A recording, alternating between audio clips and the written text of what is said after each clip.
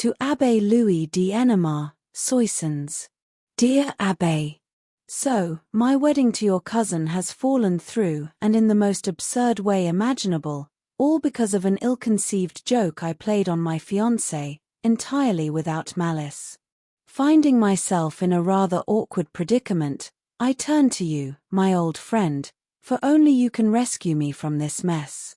I shall be grateful to you until my dying day. You know Gilbert, or rather, you think you do. But can one ever truly know a woman? Their opinions, beliefs, and thoughts are a cascade of surprises. Everything in them is woven from evasions, delicate tricks, whimsical reasoning, inverted logic, and a stubbornness that seems unshakable until, say, a bird lands on the window ledge and it vanishes like mist. I needn't remind you that your cousin, raised by white or black-habited nuns in Nancy, is deeply devout. You know that better than I. But perhaps you're unaware that she is passionate in everything, including her piety. She is swept away like a leaf in the wind, and yet remains, above all, a woman. Or rather, a young girl, capable of being moved to tears or flaring up in anger in an instant, of falling in love or into hatred just as quickly, and cooling just as fast. And she is beautiful, as you know, and so enchantingly lovely that words fail. But that, dear friend, you shall never truly grasp. We were engaged. I adored her, and, I confess, I still do. She seemed to love me in return. One evening, I received a telegram, an urgent summons to Cologne to consult on a gravely ill patient, with the possibility of a complex and delicate operation. I was to leave the next day, so I rushed to bid Gilbert farewell and explain why I wouldn't be able to dine with her parents on Wednesday, but would return by Friday. Ah, beware of Fridays, I assure you. They are ominous days. When I spoke of my departure, I saw tears glisten in her eyes. But upon hearing of my swift return, she clapped her hands and exclaimed, "How wonderful! Bring me something from there, just a trifle, a keepsake, something chosen especially for me. You must guess what would delight me most, do you hear? I'll see whether you have any imagination." She paused for a moment, then added, "I forbid you to spend more than 20 francs. What matters to me is your intention, your inventiveness, not the price." Then, lowering her gaze and voice, she murmured, "If it's inexpensive, clever, and tasteful, I'll kiss you."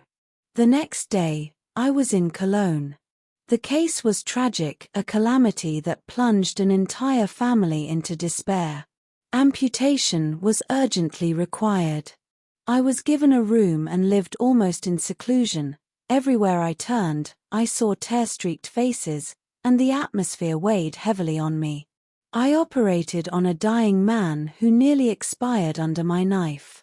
I spent 2 nights at his bedside, and when a glimmer of hope appeared, I ordered myself taken to the train station. I had misjudged the time and had to wait an hour. I wandered the streets, still thinking of my poor patient, when a man approached me. I don't speak German, and he didn't know French. Eventually, I understood that he was offering me relics. The thought of a gift for Gilbert pierced me, her fervent religiosity came to mind. This was it, the perfect souvenir. I followed the vendor into a shop selling ecclesiastical items and selected a small fragment of the remains of 11,000 Teutonic virgins. The supposed relics were enclosed in a charming little box, fashioned to resemble antique silver. That detail sealed my decision. I slipped the item into my pocket and boarded the train. Upon returning home, I felt a sudden urge to take another look at my purchase. I retrieved it. The box was slightly ajar, and the relics were gone. I searched my pocket thoroughly, turned it inside out, but the tiny bone, no larger than half a pin, had vanished without a trace. As you well know, dear Abbé, I am not one of fervent faith.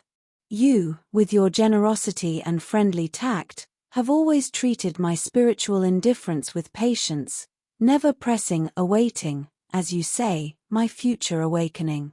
But as for relics sold by merchants of piety, I don't believe in them for a moment, and I trust you share my firm skepticism. So the loss of that minuscule scrap of lamb bone did not trouble me in the least. I easily found another just like it and carefully glued it inside my sacred souvenir. And off I went to see Gilbert.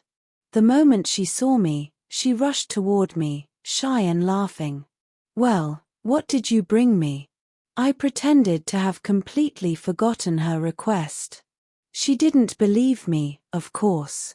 I made her plead, even beg, and when I saw that curiosity was positively tormenting her, I solemnly presented the medallion. She froze, overwhelmed with joy.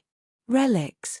Oh, relics," and kissed the little box with reverence. I felt ashamed of my deception. But suddenly, unease took hold of her, quickly turning into anxious suspicion.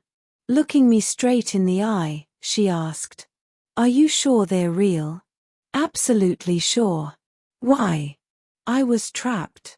To admit that the bone had been bought from a street vendor would have been my ruin. What could I say? A mad idea flashed through my mind, and lowering my voice with a mysterious tone, I said, "I stole them for you." She looked at me with wide eyes, filled with astonishment and rapture. "You stole them? From where?" "From the cathedral. From the reliquary containing the remains of 11,000 virgins," I replied. Her heart was pounding so fiercely she could barely stand. Nearly fainting with happiness, she whispered, "Oh, you did that, for me. Tell me everything." There was no turning back. I spun a fantastical tale, rich in detail and drama. I told her how I had paid 100 francs to the guard to be alone in the cathedral, how the reliquary was under renovation, and I arrived at the precise hour when the workers and clergy were away at lunch. I lifted one of the panels, which I then carefully replaced, and managed to snatch, oh, such a tiny one, a bone from among the many others. I say many, imagining how many remains must exist from 11,000 virgin skeletons. Then I went to a jeweler and commissioned a worthy setting for the relic. I couldn't resist casually mentioning that the medallion had cost me 500 francs. But she didn't care about the price. She listened, trembling, in a state of bliss. She whispered, "How I love you," and collapsed into my arms. Note this, dear Abbé, for her sake, I committed sacrilege. I stole, I desecrated a church, a reliquary, holy relics. And for that, she adored me, saw me as tender, ideal, nearly divine. Such is woman, dear friend. Such is every woman. For 2 months, I was the most enchanting of all fiancés.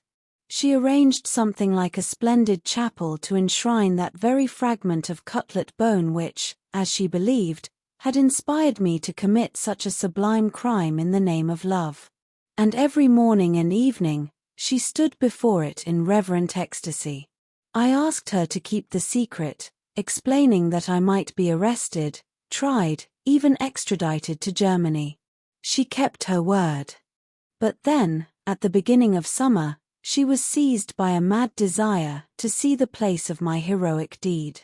She pleaded with her father so long and so persistently, without revealing the true reason, that he finally agreed to take her to Cologne, concealing the trip from me at her request.